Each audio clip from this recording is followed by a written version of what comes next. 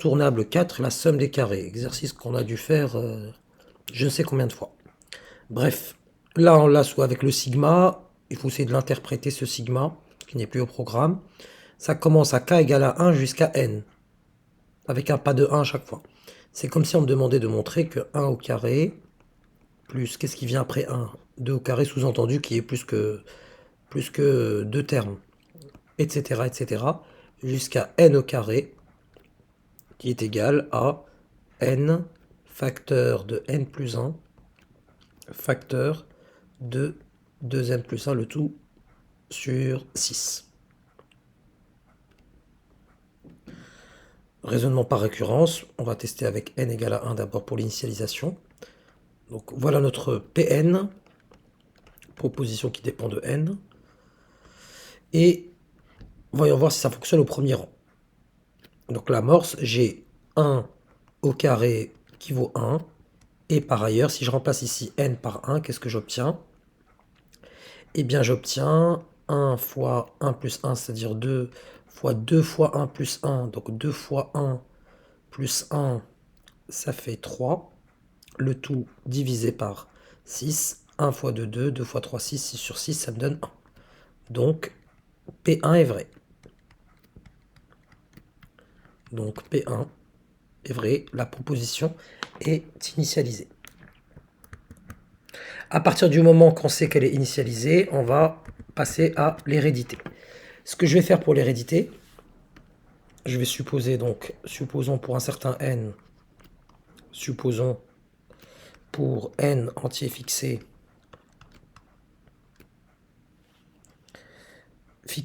pour insister là-dessus, Pn vrai. Supposons pour n entier fixé que Pn est vrai. Est vrai. Ce qui se passe, donc si c'est vrai, donc j'ai bien a au carré plus 2 au carré jusqu'à n au carré, qui est égal à n facteur de n plus 1, facteur de 2n plus 1, le tout sur 6. Si cette égalité est vraie, en lui rajoutant le terme d'après, donc qu'est-ce qui vient après n au carré? L'entier qui le suit élevé au carré, c'est n plus 1 au carré, que je rajoute dans le membre de droite et le membre de gauche. Arrivé ici, je développe cette expression, parce que là, j'ai déjà du coup, là ça devient sigma pour k variant entre 1 et n plus 1 de k au carré.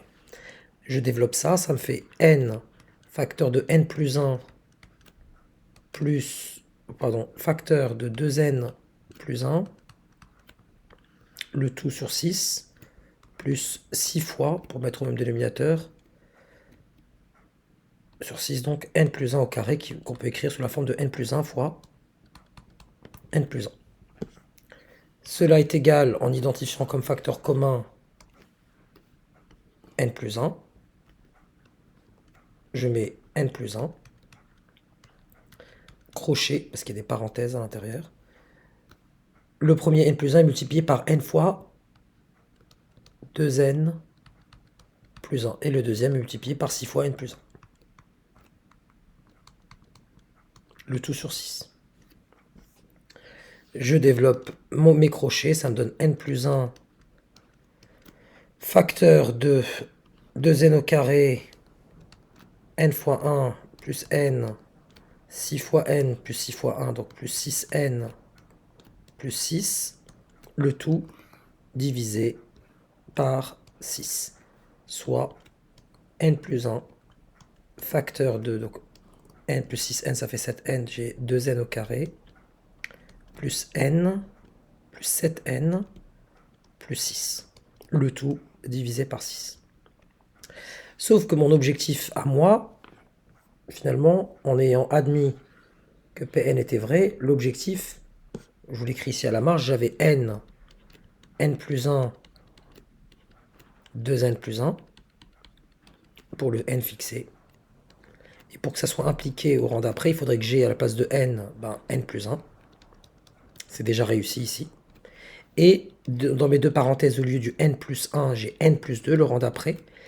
Et à la place de 2n plus 1, j'ai 2n plus 3. Je peux m'arrêter sur ce 2n plus 3. De toute façon, on a tellement fait de fois l'exercice que là, c'est peut-être l'occasion de discuter de ça. Pourquoi je dis qu'au rang d'après, le 2n plus 1 devient 2n plus 3? Tout simplement, au rang d'après, qu'est-ce qui se passe? Le 2 n'est plus multiplié par n, mais par ce qui vient après n, c'est-à-dire n plus 1. Plus le 1 qui traîne.